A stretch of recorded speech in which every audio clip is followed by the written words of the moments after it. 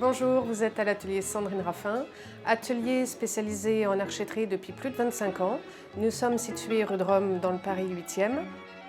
L'atelier est spécialisé en archéterie. Nous faisons donc de la réparation, de la restauration et de la fabrication des archets du quatuor.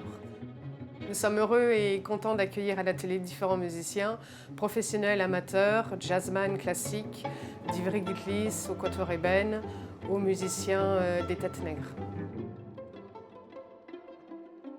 L'atelier, ce qui va être très important, c'est de partager son temps différentes choses, c'est-à-dire qu'en tant que chef d'entreprise, bien sûr, il y a toute la partie gestion d'entreprise, communication, relationnelle, mais il est aussi important d'avoir une partie pour la restauration, pour la réparation et aussi pour la création. Nous avons beaucoup relancé l'atelier il y a à peu près 6-7 ans pour remettre en avant la fabrication de nos archets entièrement réalisés à la main.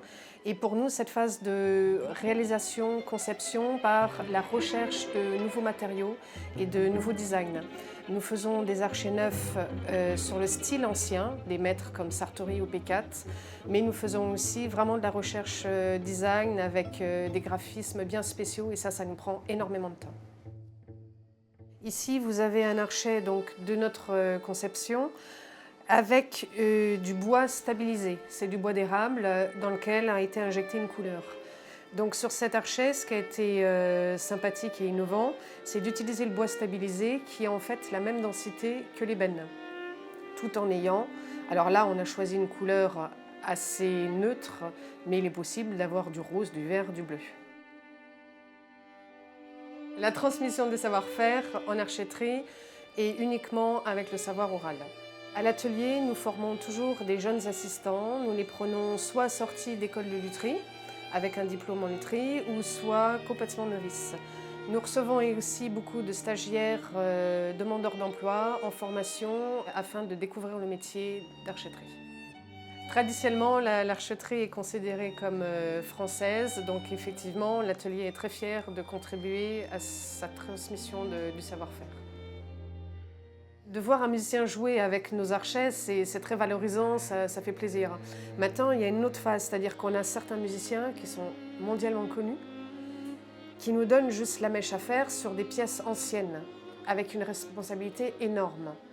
Quand on voit ces musiciens jouer, ils ne font pas semblant de jouer sur scène.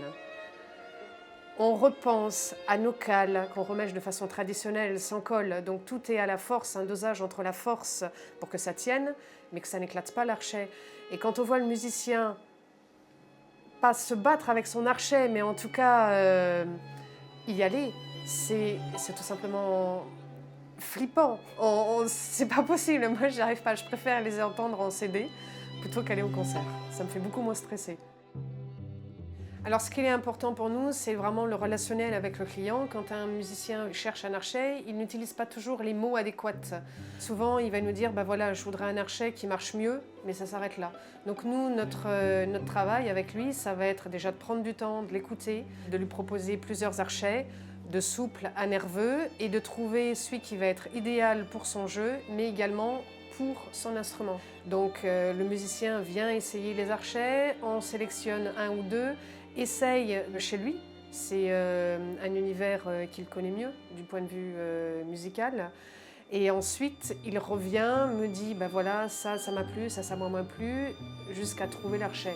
Et quand il a trouvé l'archet, bien sûr qu'on ne laisse pas non plus tomber le musicien, on continue le suivi à entretenir son archet et la relation se crée souvent avec une relation amicale.